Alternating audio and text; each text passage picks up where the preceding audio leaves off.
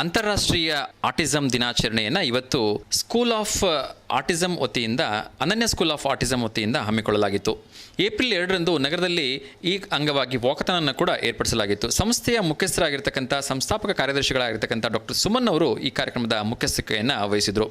ಖುದ್ದು ಪದ್ಮಶ್ರೀ ಪ್ರಶಸ್ತಿ ಪುರಸ್ಕೃತರಾಗಿರ್ತಕ್ಕಂಥ ಡಾಕ್ಟರ್ ಸುರೇಶ್ ಹನಗವಾಡಿ ಅವರು ಈ ಕಾರ್ಯಕ್ರಮಕ್ಕೆ ಚಾಲನೆಯನ್ನು ನೀಡಿದರು.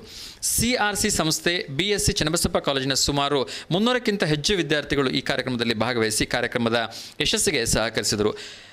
ನಗರದ ವಿದ್ಯಾರ್ಥಿ ಭವನದಿಂದ ಪ್ರಾರಂಭ ಆಗಿರ್ತಕ್ಕಂಥ ಈ ಒಂದು ವಾಕಥಾನ್ ಗುಂಡಿ ಮಹದೇವಪ್ಪ ವೃತ್ತದವರೆಗೆ ಸಾಗಿತು.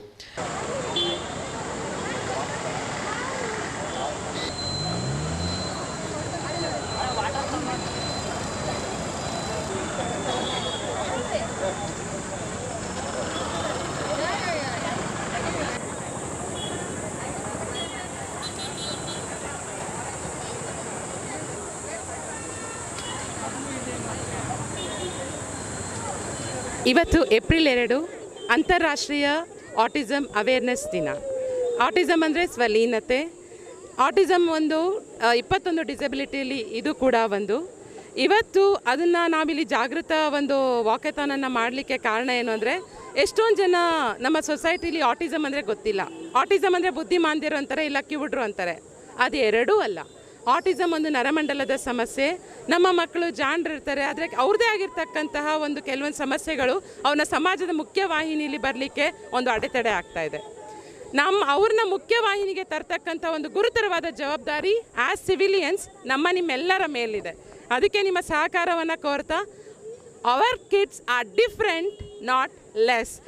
ಈ ಸತಿ ಒಂದು ಸ್ಲೋಗನ್ನ ಹೇಳ್ತಾ ಇದೆ, autism and humanity, every life has value. Every life has value, so we are there here to support that life of beautiful kids with the beautiful parents, the beautiful staff. ಇದೆಲ್ಲದಕ್ಕೂ ನಿಮ್ಮ ಮೀಡಿಯಾದವರು, ನಮ್ಮ ಸುಮಾರು ಸಂಘ ಸಂಸ್ಥೆಗಳು, ವಾಲಂಟಿಯರ್ಸ್ ಎಲ್ಲರೂ ಬಂದಿದ್ದಾರೆ.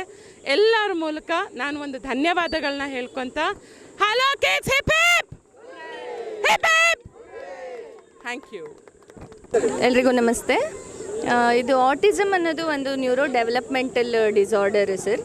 ಈ ಮಕ್ಕಳಿಗೆ ಎಲ್ಲ ಶಕ್ತಿ ಇರುತ್ತೆ, ಆದರೂ ಕೂಡ ಅದನ್ನು ಎಕ್ಸ್ಪ್ರೆಸ್ ಮಾಡೋ ಅಂಥ ಒಂದು ಅವ್ರಿಗೆ ಸ್ವಲ್ಪ ಕಡಿಮೆ ಇರುತ್ತೆ. ಆದರೆ ಅವರು ಬೇರೆ ಎಲ್ಲದರಲ್ಲೂ ಅವ್ರದ್ದು ಬುದ್ಧಿಶಕ್ತಿ ಇರ್ಬೋದು, ಅವ್ರದ್ದು ಮೆಮರಿ ಪವರ್ ಇರ್ಬೋದು, ಅವರು ಅಂಗವಿಕಲರು ಆ ರೀತಿ ಯಾವುದೇ ರೀತಿಯ ಅವ್ರದ್ದು ಬಗ್ಗೆ ಮಾಹಿತಿ ತಪ್ಪು ಅದು.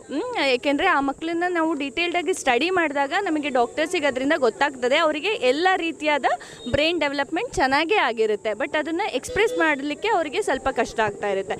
ಆ ಸಂದರ್ಭಗಳಲ್ಲಿ ನಾವು ಅವ್ರನ್ನ ಅರ್ಲಿ ಡಯಾಗ್ನೋಸಿಸ್ ಮಾಡಿ ಆಟಿಸಮ್ನ ಪತ್ತೆ ಹಚ್ಚಿಬಿಟ್ಟು ಸರಿಯಾದ ಟೈಮಿಗೆ ಥೆರಪಿ ಕಳಿಸಿದ್ರೆ, ಈಗ ಏನು ನಮ್ಮ ಸುಮನ್ ಮೇಡಮ್ಮು ಇನಿಷಿಯೇಟಿವ್ ತೊಗೊಂಡು ಅನನ್ಯ ಸ್ಕೂಲ್ ಆಫ್ ಆಟಿಸಮ್ನ ಎಸ್ಟಾಬ್ಲಿಷ್ ಮಾಡಿ ಅಷ್ಟು ಜನಕ್ಕೆ ಥೆರಪಿ ರಿಹ್ಯಾಬಿಲಿಟೇಷನ್ ಕೊಡ್ತಾ ಇರೋದ್ರಿಂದ ಎಷ್ಟು ಸುಮಾರು ಮಕ್ಕಳು ಚೆನ್ನಾಗಾಗಿದ್ದಾರೆ. ಚೆನ್ನಾಗಾಗಿದ್ದಾರೆ ಅನ್ನೋದಕ್ಕಿಂತ ಅವ್ರು ಬೇಸ್ ಲೈನ್ ನಾರ್ಮಲ್ ಹೆಂಗೆ ಇದ್ರೂ ಮುಂಚೆ ಅದೇ ರೀತಿಯಾಗಿ ಆಗಿದ್ದಾರೆ. ಸೊ ನಾವು ಆಟಿಸಮ್ ಬಂದಿದೆ ಅಂದ ತಕ್ಷಣ ಎದುರುಕೊಳ್ಳೋ ಅಂಥದ್ದಿಲ್ಲ. ಅದನ್ನು ಆದಷ್ಟು ಬೇಗ ಡಾಕ್ಟರ್ ಕಡೆ ರೆಫರ್ ಮಾಡಿ ಅವರಿಗೆ ಸರಿಯಾದ ಟೈಮ್ಗೆ ಥೆರಪಿ ಕೊಡಿಸಿದಾಗ ಮಾತ್ರ ಅವ್ರಿಗೆ ಕಂಪ್ಲೀಟಾಗಿ ಗುಣ ಮಾಡೋ ಅಂಥ ಡೆಫಿನೆಟ್ಲಿ ಸಾಧ್ಯತೆಗಳು ಹೆಚ್ಚಿದೆ. ಅದೇನು ಜೆನೆಟಿಕ್ ಆಟಿಸಮ್ ಆದಾಗ ಮಾತ್ರ ನಾವು ಸ್ವಲ್ಪ ಯೋಚನೆ ಮಾಡಬೇಕು, ಬೇರೆ ಡಯಾಗ್ನೋಸ್ಟಿಕ್ ಮೊಡಾಲಿಟೀಸ್ಗೆ ಹೋಗಬೇಕು.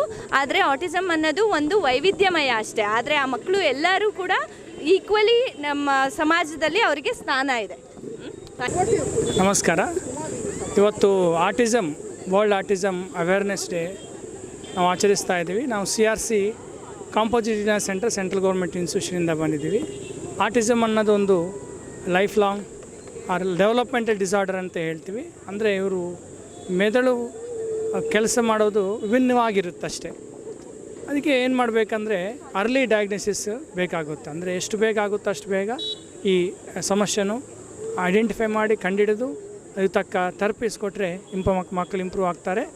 ಆದಷ್ಟು ಸಾಧ್ಯವಾದಷ್ಟು ಇಂಡಿಪೆಂಡೆಂಟ್ ಲೈಫ್, ಸ್ವತಂತ್ರವಾಗಿ ಅವ್ರು ಜೀವನ ಮಾಡಲಿಕ್ಕೆ ಥೆರಪೀಸ್ ಬೇಕಾಗುತ್ತೆ. ಅದರಲ್ಲಿ special education, speech therapy, occupational therapy, sensory integration therapy, ಈ ಕ್ಲಿನಿಕಲ್ ಸೈಕಾಲಜಿ, ಈ ಥರ ಡಿಫ್ರೆಂಟ್ ಟ್ರೈನಿಂಗ್ಸ್ ತರಬೇತಿಗಳಿಂದ ಅವ್ರನ್ನ ಇಂಡಿಪೆಂಡೆಂಟ್ ಮಾಡಲಿಕ್ಕೆ ಪ್ರಯತ್ನ ಮಾಡ್ತೀವಿ. Thank you.